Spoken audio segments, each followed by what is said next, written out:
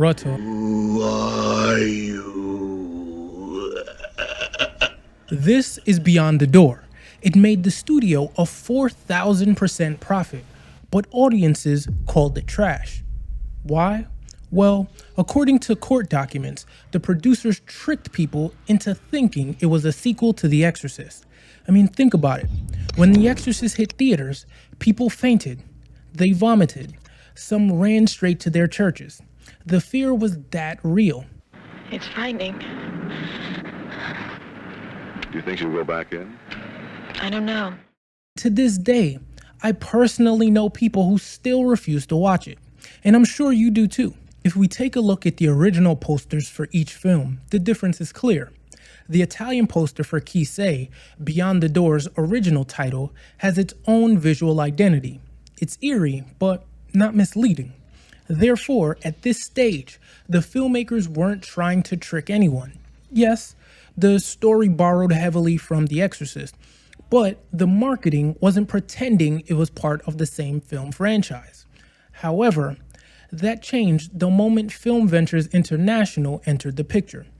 When the American distributor acquired the US rights, they renamed it Beyond the Door, and everything about the advertising became more suspicious. Take a look at the new American poster next to the Exorcist poster.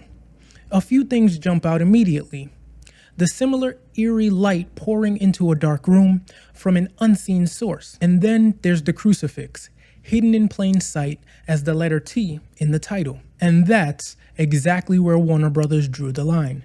They filed suit, arguing that you should hit the like button.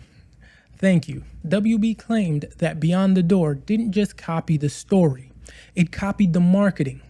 Let's remove some of the more distracting elements and focus on the feel and tone of the images. It's the same framing, same lighting, same shadowy suspense.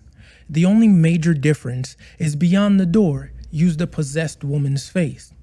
Then, Warner Brothers argued that it deliberately misled viewers into thinking Beyond the Door had the same religious exorcism theme, even though the film itself had no priest, no rite, and no Catholic ritual.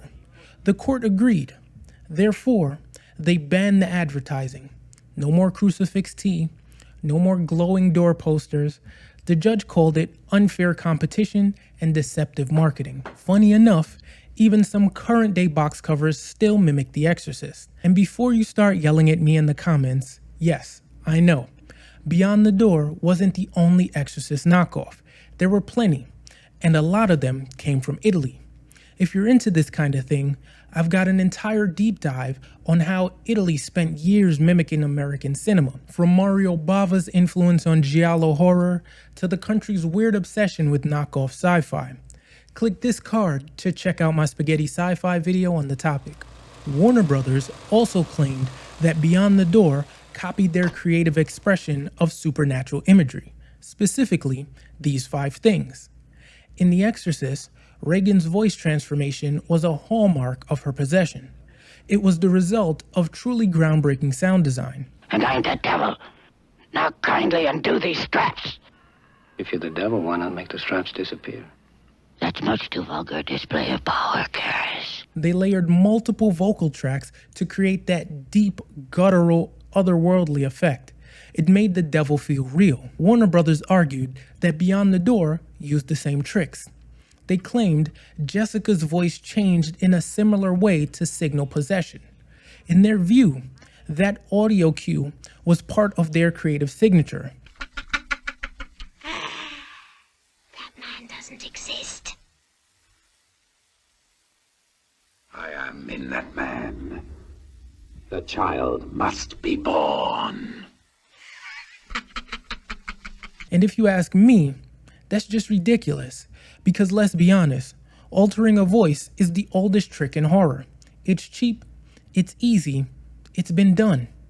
It's like claiming you invented thunder during a lightning storm. So for Warner Brothers to suggest they own the concept of scary voice distortion, come on, that's a stretch, even for them.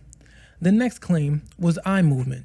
And honestly, this one feels like they were reaching for anything. Warner Brothers mentioned it in their lawsuit once. They said that in Beyond the Door, one of her eyes moved back and forth while the other stared straight ahead. That's it. No explanation, no argument for how it copied The Exorcist or why it mattered. In The Exorcist, we saw Regan's eye roll back until only the whites were visible. That's disturbing, but also pretty standard for possession scenes. In Beyond the Door, one of Jessica's eyes move while the other stays locked in place. It's weird, sure, but calling it copyright infringement? I'm surprised WB didn't claim that punching the possessed person was part of their creative expression. It happened at the end of both movies, and I know you laughed too. Anyway, on face value, I don't see anything unique about projectile vomiting. I'm sorry, but did you notice that it went in his mouth? I watch a lot of movies and shows, and if you're here, I'm certain we have similar tastes. No pun intended. But with so many choices, finding something actually worth watching can be difficult. Therefore, once a month, I send my subscribers a hand-picked list of shows and movies I think you'll enjoy. It's free, and you can sign up by clicking the link in the pinned comment. But if I were going to steelman WB's position, I'd say the way in which the special effects technique is executed, the way it streams, was a distinct creative choice made by production. With that in mind, here's the scene from Beyond the Door.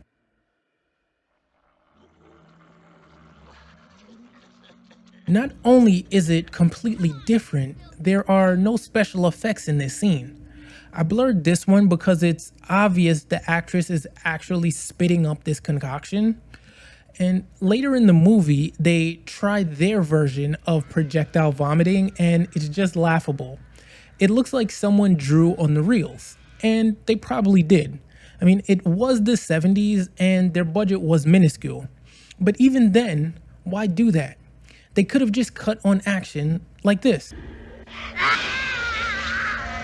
This would have sold the effect without this low budget drawing. Anyway, that's just me looking at that moment as a producer. Moving on. They also claimed that moving objects and moving people via a form of telekinesis was ripped off from The Exorcist. Essentially, flying furniture was copied. But I'm not about to give you a scene-by-scene breakdown of chairs. The other part of this claim was levitation. But how else do you levitate? Had WB won this portion, they certainly would have sued the craft for their light as a feather, stiff as a board levitation scene. This entire claim just feels like desperation. But to Beyond the Door's credit, they actually had the more impressive levitation scene when Jessica floats out of the room while standing upright. Now, in my opinion, this is and always will be synonymous with The Exorcist. Even if it had been done before, let's be real. For most people, the first time they ever saw a head spin 360 degrees was in this movie.